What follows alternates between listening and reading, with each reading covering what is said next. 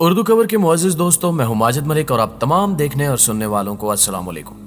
کہ امریکی ریاست اوریگون کے شہر سیلمن کے رہنے والے کرک الیگزینڈر پیزے کے اتنے شوقین تھے کہ انہوں نے اپنی زندگی کے 10 سال تک ڈومینوز سے پیزا منگوا کر کھایا، لیکن ایک دن انہوں نے پیزا آرڈر نہ کرنے کا سوچا۔ اتنے سالوں تک پیزے کا آرڈر کرنے کے بعد وہاں کام کرنے والے ورکرز انہیں اچھی طرح سے جاننے لگے تھے۔ ایک دن ان کا آرڈر نہ آنے پر تمام ورکرز حیران اور پریشان تھے، اور جب ورکرز کو پیزا آرڈر نہ کرنے کی وجہ پتہ چلی تو وہ حیران رہ گئے۔ آج ہم آپ کو اسی انسان کے بارے میں بتانے جا رہے ہیں جس نے 10 سال تک پیزا آرڈر کر کے منگوایا۔ آخر اس کی کیا وجہ تھی اور کیا اس شخص کو کسی قسم کی کوئی بیماری لاحق تھی؟ یہ سب جاننے سے قبل آپ سے گزارش ہے کہ آپ اس ویڈیو کو آخر تک ضرور دیکھیے گا، اور اگر آپ کو یہ ویڈیو پسند آئے تو اسے لائک کرتے ہوئے سوشل میڈیا پر اپنے دیگر دوستوں کے ساتھ شیئر کرنا ہرگز مت بھولیے گا۔ تو آئیے شروع کرتے ہیں۔ ناظرین گرامی، کہا جاتا ہے کہ پیزا فاسٹ فوڈ میں ایک ایسی آئٹم ہے جسے دنیا بھر کے ہر شخص نے کم از کم ایک بار ضرور کھایا ہوگا۔ صرف امریکہ میں ہی ہر سال 3 بلین سے بھی زیادہ پیزاز بیچے جاتے ہیں۔ یہ سن کر آپ یقیناً حیران ہو گئے ہوں گے، لیکن لگاتار 10 سال پیزا کھانا کیا آسان کام ہے؟ ایسی ہی کہانی امریکی ریاست کے رہائشی کی ہے جس کا نام کرک الیگزینڈر ہے، جو 10 سال تک روزانہ پیزا آرڈر کرتا رہا۔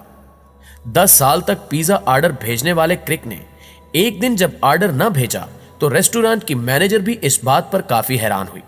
جیسے ہی سکرین پر کرک نامی آدمی کا آرڈر آتا تو وہ سب سے پہلے اس کا آرڈر پورا کرنے کی تگ و دو میں لگ جاتے۔ سال 2009 میں ریسٹورانٹ کی مینیجر سارا نے اس کرک سے ملاقات کی۔ ان دونوں کی یہ ملاقات ورکرز نے یہ کہہ کر کروائی تھی کہ یہ انسان ہر روز پیزا آرڈر کرتا ہے۔ اس ملاقات کے بعد سارا خود بھی کئی بار کرک کو پیزا ڈیلیور کرنے گئی۔ ان تمام ملاقاتوں میں سارا کرک کو تھوڑا بہت جان بھی چکی تھی۔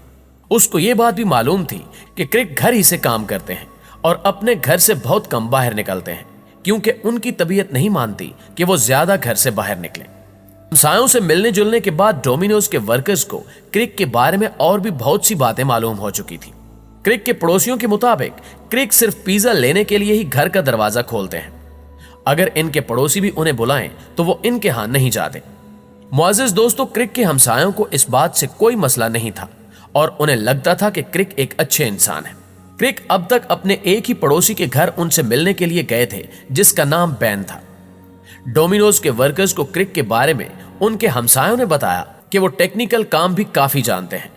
جبکہ ورکرز کرک کے گھر پیزا ڈیلیور کرنے جاتے تو ان کا حال چال ضرور پوچھ لیتے تھے۔ اسی طرح 10 سال بیت گئے اور ایک دن ایسا بھی آیا کہ ڈومینوز کے پاس کرک کا آرڈر نہیں آیا۔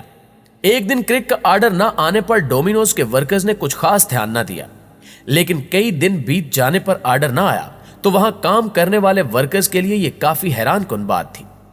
پہلے تو انہوں نے سوچا کہ شاید چھٹیاں منانے کی غرض سے کرک کہیں گئے ہوئے ہیں۔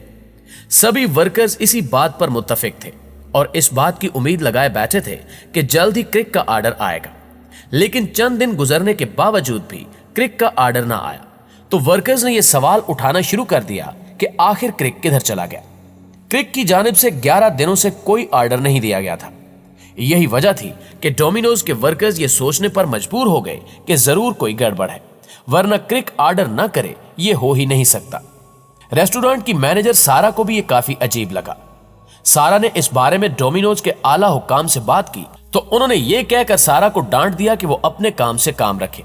لیکن اب سارا اور اس کے سٹاف نے بھی یہ سوچ لیا تھا کہ وہ اس معاملے کو یوں نظر انداز نہیں کریں گے۔ دوستو، سب کی پریشانی بڑھنے لگی اور ایسے میں سارا نے کچھ کرنے کا سوچا۔ بے شک کرک ایک چپ چاپ اور کام سے کام رکھنے والے انسان تھے، لیکن چونکہ وہ 10 سال سے پیزا آرڈر کر رہے تھے تو اس کہانی کی کھوج لگانا سارا کا فرض بن چکا تھا۔ سارا جانتی تھی کہ کرک اکیلے رہتے ہیں، ان کا کوئی خاندان بھی نہیں تھا کہ وہ ان کے ساتھ کسی لمبے سفر پر جاتے۔